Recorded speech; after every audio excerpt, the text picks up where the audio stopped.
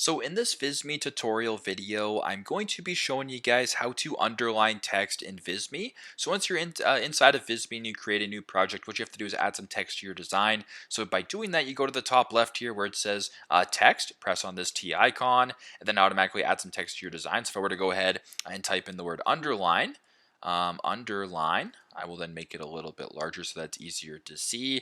As you can actually tell, the font is, as of right now, italicized. So first, if you want to unitalicize it, double tap on this, go to this top bar where this blue selection is pressed, simply just press on that to unselect it. Now it's back to normal. So by doing the exact same thing, double tapping the text, going to this top bar, this U with the underline right here is the underline option. So if you were to press on this, you now underline the text. It's pretty straightforward. So that's how you guys can underline text here in Visme. Thanks again for watching, and I hope this video helps.